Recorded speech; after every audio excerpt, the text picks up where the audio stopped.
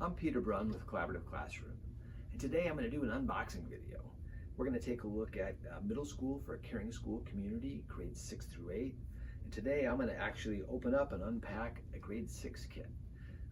Grade 7th and 8th grade teachers, this still applies to you as you have the exact same components in your box, just with different lessons for your specific grade levels. So let's get started.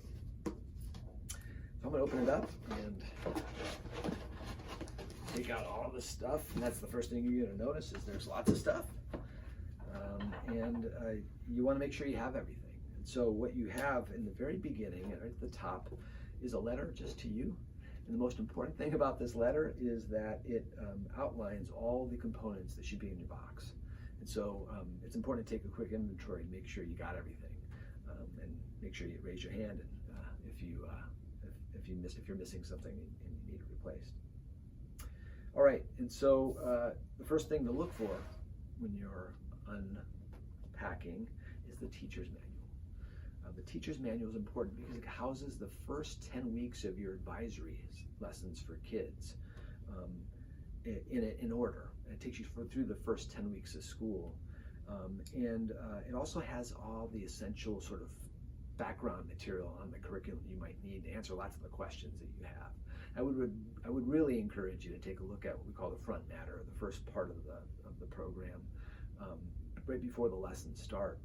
In that, it has lots of really helpful hints about how to sort of pace the curriculum, how to think about using it, how it corresponds to other content areas, and helps you put the program in context for you. All right, so this is the teacher's manual. Again, if you're a grade 7th or 8th grade teacher, it'll say it down in the corner. So that's here.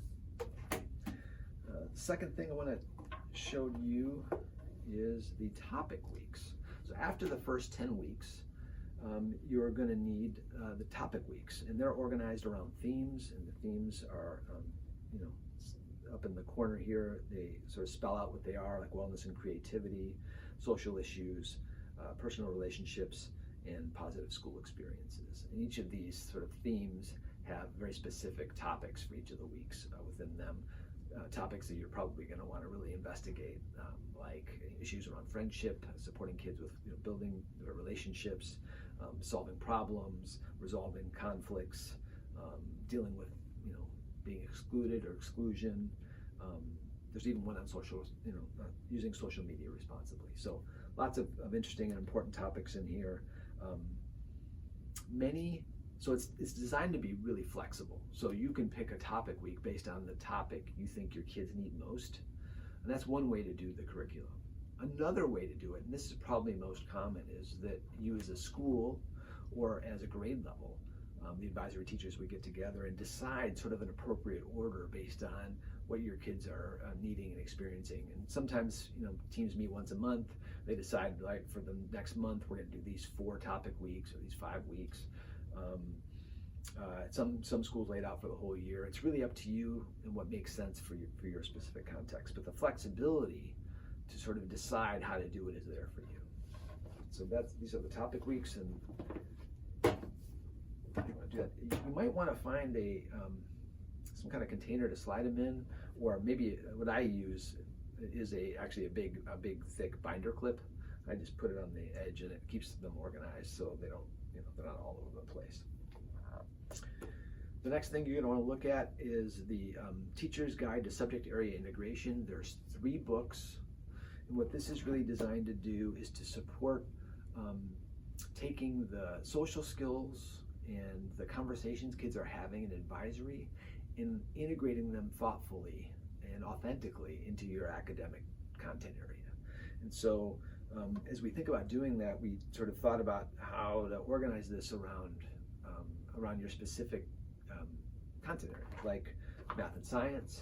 There's a book for that, so there's guidance for that. There's art and movement. Movement in your school might be PE, might be dance, it could be both. So there's that for you.